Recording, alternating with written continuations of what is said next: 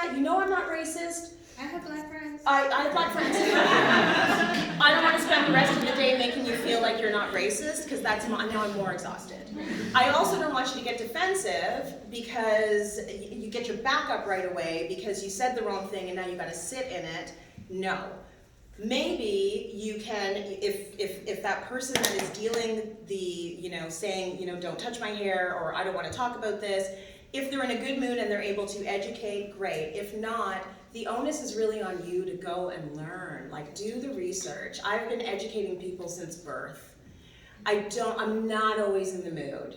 I'm not always in the mood to break it down. I'm not always in the mood to talk about the history of XYZ. I'm not always in the mood to comment on R. Kelly.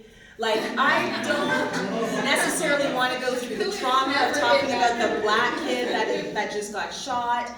It depends on the day. So as an ally, please understand that and don't take it personally. It's nothing personal. It's hard being the representative for the community, and it's a lot to absorb, and it's a lot to take on, and it's a lot to carry day to day. It's exhausting. Yeah, so I think that there needs to be some understanding around that. Yeah, absolutely.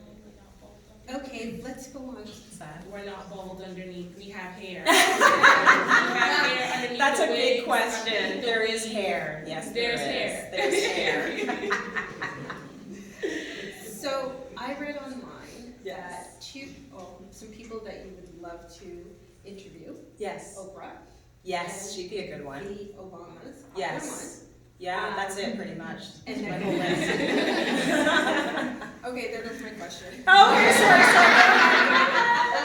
sorry. And that you did actually bump into Oprah. I You asked did. her questions. Yes, I don't know what she said.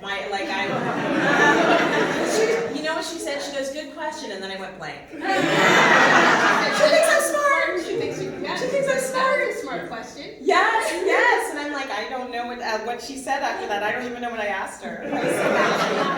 She thinks I'm smart. So they inspire you. Is there anybody else in history or present day that Yeah. has inspired you? My big role models, Marjorie and Leonard Moore, my parents. Very inspiring. I'd say particularly my mom. My mom lost her mom when she was younger than my daughter, like maybe 7 or 8. And then her father promptly left and started a new family in England. So raised by her grandma. And my mother has the ability to just flip the switch. And I think that's very special. To have a childhood where she didn't have a lot, she was sort of in that role of caregiver from a very young age. She was a child herself. Very loving grandma, but she was abandoned by her father, and that hurt her, and I can tell that hurt her. There are deep scars about that, and then not being raised with by her mom.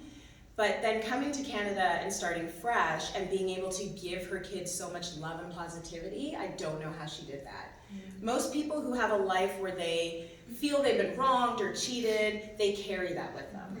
And we're not talking about, like, therapy seems to be a very new thing in the Black community, right? So she doesn't talk to anybody about this stuff other than us, and it's not like she's worked through it, but she was able to come here and say, okay, I've got my own kids now, and I'm gonna give them this ability to be joyful. And I think that is an incredible gift. I feel like I've learned that through watching. I watch my parents and they're joyful people, and that's probably the best thing they've ever given me. Because I'll always go back, my default will always be gratitude. It will always be like happiness. It'll always be, okay, what's the good side of this? I like to celebrate. I like to celebrate life. It doesn't matter what it is. We were saying on the show, some people are just like, about Valentine's Day, it's like, listen, I'll take it. Chocolate? That's a reason to celebrate, guys. Like, let's do this. Easter, he died for our sins? Let's do this. Died for our sins. Let's have turkey. Let's have some fish. Like, I want to celebrate life. Like, we are here, right? So, and they gave that to me. So my parents, very inspirational for that reason. They're happy, they're supportive, even if they're bickering with each other, it's like they're just, I feel like they're good people. Yeah. They're my parents. So you are fairly active in the community. You Yeah. celebrate. You out there, and you recently partners with Code Black as a mentor. Mm-hmm. Can you tell us a little bit about Code Black, what that is, Okay. and what yeah. it means to be a mentor? Because you were Yeah. saying that even in your early times, you would go to other people of color Yeah. and get a little shade. No one would help me. I didn't understand. I don't understand this whole. Has anyone here been a reporter? Like, there's this whole weird thing in the field when you're a reporter. Like, everyone is like, for lack of a better word, stush. Everyone's doing their own. Like, everyone is sort of. There's this one-upmanship happening when you're out covering a story. And I didn't get it. I come there once again, a happy new student. Like, let's help each other. And it was like, don't give her any info. And so I was coming up, and I would reach out to other. I reached out to other Black reporters because in my family, we are big on the news. We're big on journalism. My parents are big newspaper and magazine readers, and so we always had this thing about journalists, and if they're journalists from the community, like, more power to them. We would all gather around the television and watch these people. So now when I'm in there, I tried to reach out to them, and yeah, I got shade, I got, covert shade, I got overt shade, all kinds of shade. So the people that I ended up leaning on were allies. Ben Shin, I don't know if anyone remembers him, but he was an anchor. He was a reporter at City TV, went on to be an anchor and reporter at CBC. He brought me with him to Toronto when he went. He was like, Tracy, you gotta come. He's an Asian man, major mentor for me. Gordon Martineau, major mentor for me. So he would go through my scripts with me, and listen, we're talking about a time, I understand the before the Me Too movement. I saw a bit of that in journalism. Gord was not one of those dudes. He would take me aside, anyone who needed help, go through the scripts with me, and help me out with that. And then later on, it was Tina Cortez, a white woman, who was the one who said to me, Marilyn Dennis is leaving her show, and we're looking for a new host. And I was like, that's nice, because as I mentioned, I was not watching the show. I was being courted by ABC News in New York. They were offering me a job in the UK. Like, I was news. And I was like, that's nice. And she's like, you should audition. And she's like, I know you're gonna have this baby and you're gonna be on mat leave, but would you come in? And I was like, no.